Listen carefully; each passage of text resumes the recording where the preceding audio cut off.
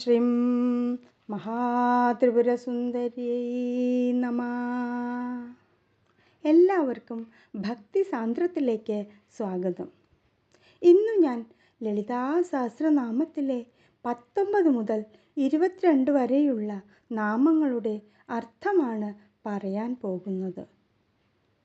നവചമ്പകപുഷ്പാഭനാസാദണ്ഡവിരാജിതാ താരാകാന്തിതിരസ്കാരി നാസാഭരണഭാസുരാ കദംബമഞ്ജരി ക്ലിപ്തകർണപൂരമനോഹരാ താടങ്കയുഗളീഭൂത തപനോടുപമണ്ഡലാ. 19ാമത്തെ നാമം നവചമ്പക പുഷ്പാഭ നാസാദണ്ഡ വിരാജിത. നവചമ്പകം പുതുതായി വിടർന്ന ചമ്പകപ്പൂവിൻ്റെ ആഭ ശോഭ പോലെയുള്ള നാസാദണ്ഡം, എന്താണ് മൂക്ക്, വിരാജിത ശോഭിക്കുന്നവൾ. അമ്മയുടെ മൂക്കിനെ ഇവിടെ പുതിയതായി വിരിഞ്ഞ ചമ്പകപ്പൂവിനോടാണ് ഉപമിച്ചിരിക്കുന്നത്. ഇനി 20ാമത്തെ നാമം താരാകാന്തി തിരസ്കാരി നാസാഭരണ ഭാസുര. തിരസ്കാരി തിരസ്കരിക്കുന്ന, നാസാഭരണം മൂക്കുത്തി, ആ മൂക്കുത്തിയുടെ ഭാസുരം പ്രകാശം കൊണ്ട് നക്ഷത്രങ്ങളുടെ കാന്തിയൊക്കെ തിരസ്കാരി തിരസ്കരിക്കപ്പെടുന്നു. എന്താണ്?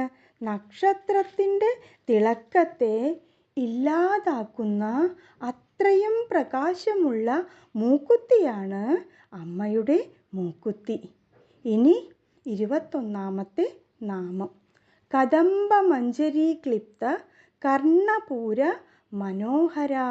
കദംബം കടമ്പിൻ്റെ മഞ്ജരി പൂങ്കുല കൊണ്ട് ക്ലിപ്തമായ ചാർത്തപ്പെട്ട, എന്താണ്?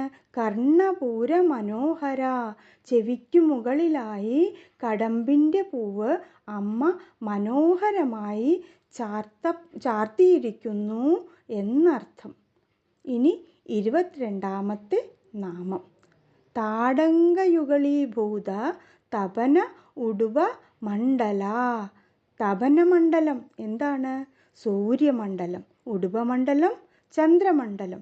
ഈ 2 മണ്ഡലങ്ങളാണ് അമ്മയുടെ താടങ്കയുഗളി. താടങ്കം തോട അല്ലെങ്കിൽ കമ്മൽ, യുഗളം 2.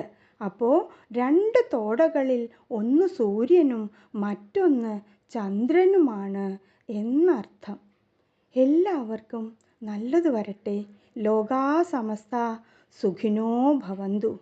ഓം ശിവശക്തൈക്യരൂപിണ്യൈ നമഃ.